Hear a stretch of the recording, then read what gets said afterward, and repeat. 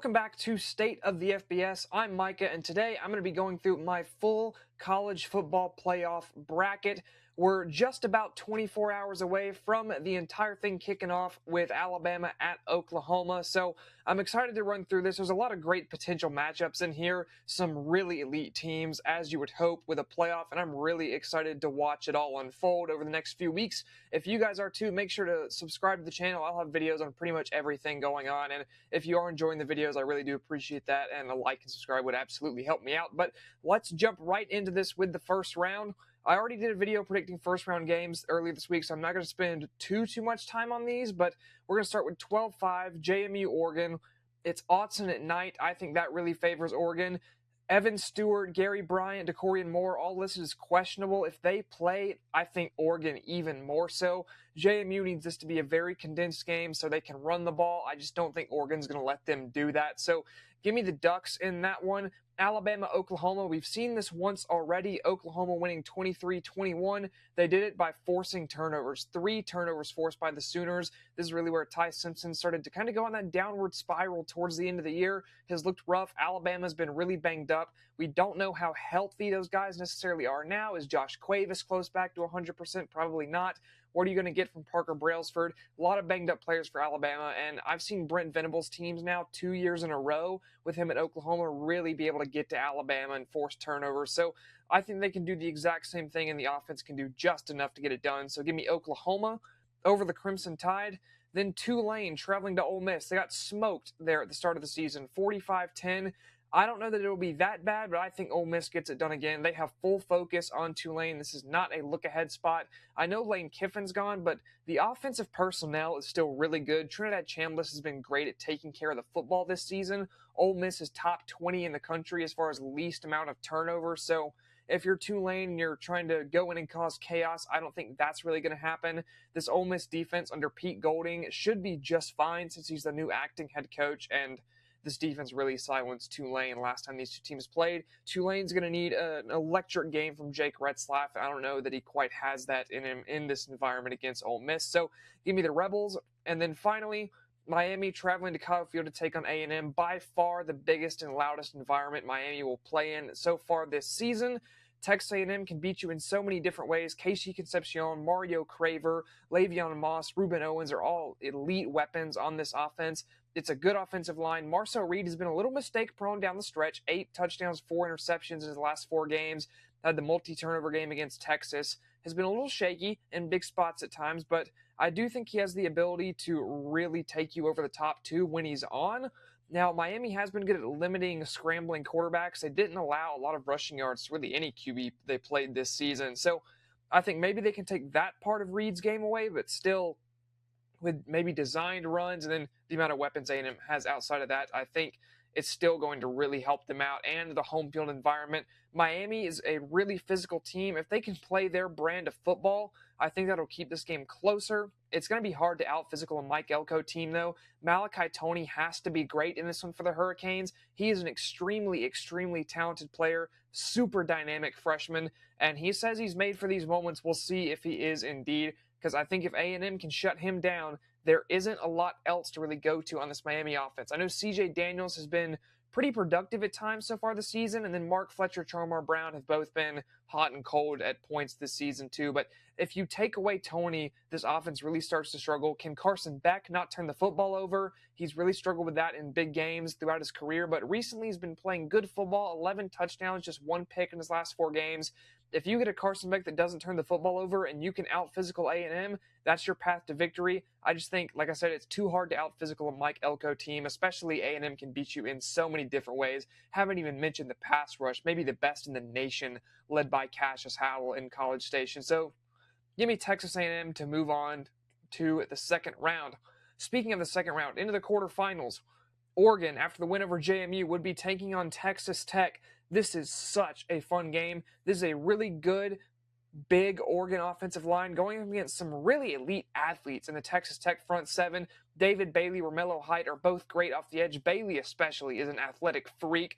You turn on the tape and he is just obliterating guys with speed, and it's ridiculous to watch, frankly, at times. I think he is going to be able to get home, get some pressure on Dante Moore. We've seen Moore kind of be up and down versus pressure this year, but if you can get him uncomfortable, I think that's really where you start to have success. This Texas Tech front seven is the strength of the team. You know about Jacob Rodriguez, how electric he's been this season. Just missed out on going to New York as a Heisman finalist. I personally think he deserved the opportunity, but maybe you can make up for it in the playoff. And then that's not even talking about the Texas Tech offense, which is so talented. There's so many great athletes on this team. Baron Morton is a good quarterback, too. He can do everything you need him to do. He can make all the throws.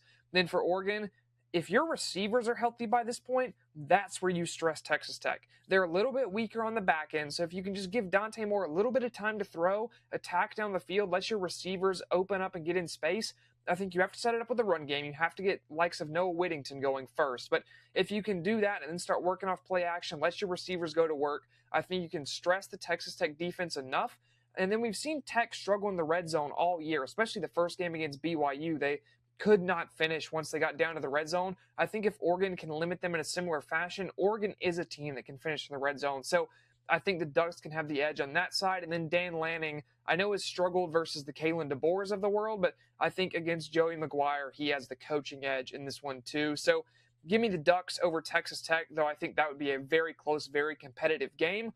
Next up, Indiana at Oklahoma. Oklahoma doesn't have an offense, really, and Indiana has one of the best defenses in the country. Big injury for the Hoosiers, though, on the defensive line. However, I think they're still so good. This is an elite secondary. They have three really good corners, and then Heisman winner Fernando Mendoza on offense, I think, will absolutely outdo John Mateer.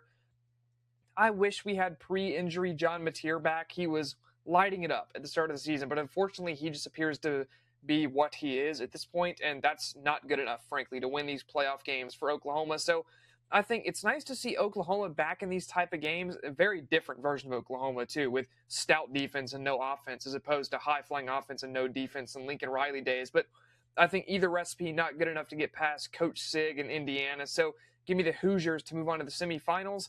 Now to the bottom half of the bracket, Ole Miss and Georgia. We've seen this game once this year already. Georgia won 43-35 at home. I think having no Lane Kiffin, this is where it starts to hurt you if you're Ole Miss, especially going up against Kirby Smart.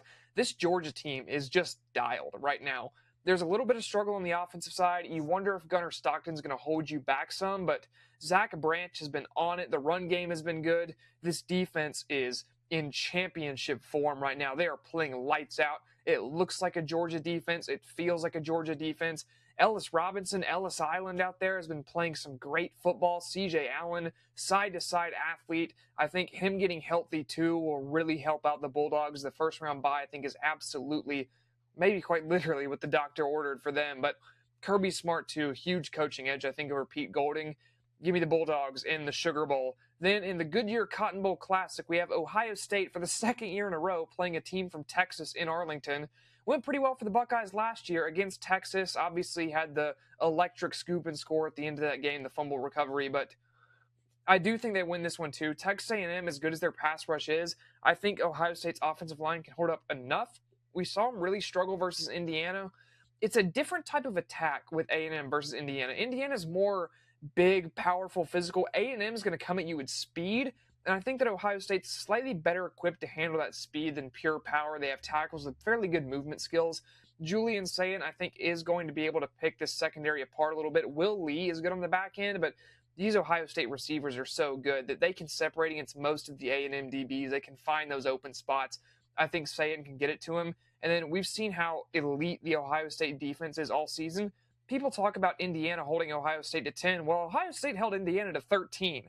Both of those defenses are extremely talented. Texas A&M, when they're not able to score, we've seen them win rock fights against Auburn, but that's Auburn. You're going and playing Ohio State now. That's such a different caliber of team.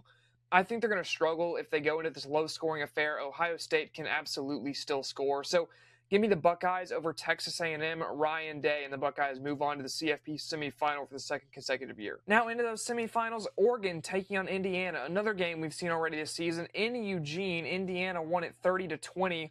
This is going to be at the Peach Bowl in Atlanta, and if Indiana can win in Eugene, I absolutely think they can win on a neutral field. I know if Oregon's gotten this far, Oregon is absolutely clicking and they're hot at the right time. I just trust Fernando Mendoza a little bit more. Maybe battle for the #1 overall pick here, Mendoza and Dante Moore, depending on what NFL teams like. I know this game won't decide it in itself, but I just I prefer Mendoza's ability to kind of make all the throws. Dante Moore has still been a little bit up and down at points this season, whereas Mendoza I feel like is more consistent. Indiana has great receivers of its own too. I think this Indiana pass rush is really key as well. They had 6 sacks in the first game against Oregon. With the D-line injury, you don't know how much of that production you'll be able to get if you play Oregon again. I still would expect multiple sacks at least, get Dante Moore under pressure. Don't give these receivers time to get open, and most importantly, stuff the Oregon run game. If Oregon can't run the ball, they really struggle to move the ball at all. They're not good when they have to be one-dimensional. They can't survive that way. And I think Indiana is capable of shutting that run game down. And conversely, I think Indiana can run it on Oregon. So I think when you look at that, that really favors the Hoosiers on that side. And then, like I keep talking about, this great Indiana secondary, I think, is really going to be big too. Even if the Oregon receivers are all fully healthy by this point, they might be strapped because these Indiana corners can absolutely play. And then I just trust Kurt Signetti a bit more than Dan Lanning in these really huge big-time games. That's been Lanning's one shortcoming at Oregon, smoked in the playoff last year by admittedly an elite Ohio State team. Kalen DeBoer kind of owned him when he was at Washington. Every big Oregon-Washington game against DeBoer, Lanning really struggled, but I think that might strike again here. Give me Signetti and the Hoosiers over Oregon. Bottom half of the bracket, Georgia and Ohio State. If Georgia had a better quarterback, I'd be taking the Bulldogs in this one. That's how much I believe in Kirby Smart, how much I believe in this defense. As much as I hate to say that, you see the Gatorhead logo on the wall behind me. Obviously not a Georgia fan by any means, but at some point you have to just respect the ability of the program. And Kirby Smart knows how to coach players, doesn't know how to keep them from getting arrested. That is an issue, but absolutely knows how to coach them for these games. Defense flying around. I think they can absolutely stress Julian Sayin, but the Georgia pass rush has not exactly been all world this year like they have been in the past. I think Sayin would have time against this Georgia team, and if you give Sayin time, you've seen the throws he can make so far this year. I think that one matchup is enough to push Ohio State over the top, so I would take the Buckeyes in that one. And also Gunnar Stockton, I just don't think has quite enough firepower. Sure, Zach Branch is great, but what else? Are you going Dylan Bell really against this Ohio State secondary? Do you think he can make things happen? Noah Thomas? I don't see that working out for Georgia in the long run in this game. So give me Ohio State, and that sets up an Indiana-Ohio State rematch from the Big Ten Championship. And give me Indiana again. I really like the way this Hoosiers team plays the game.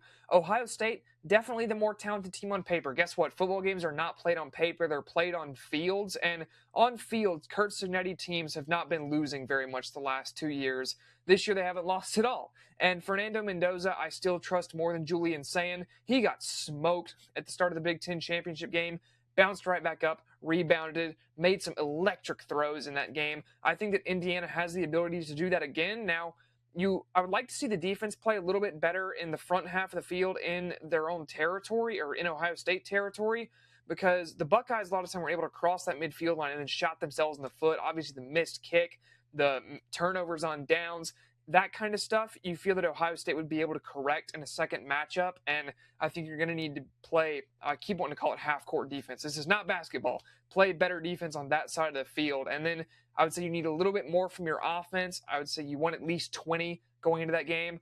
I know it's not showing up on the graphic here, but I have the point total at 54 in that game. I think it's about where this is going to sit, and like I said, I just trust Fernando Mendoza a lot. I know Julian Sayin's a great quarterback. He has elite talent around him in Jeremiah Smith, Carnell Tate, Brandon Ennis, another really good receiver. I'm going to take Mendoza. I'm going to take Signetti. I'm going to back the two figures in this game that I trust the most, being those two guys. I think Indiana takes home your college football playoff national championship this season. But let me know in the comments, who do you guys think wins the playoff, and what part of this bracket would you change? Do you think either of the group of 5 teams can pull an upset?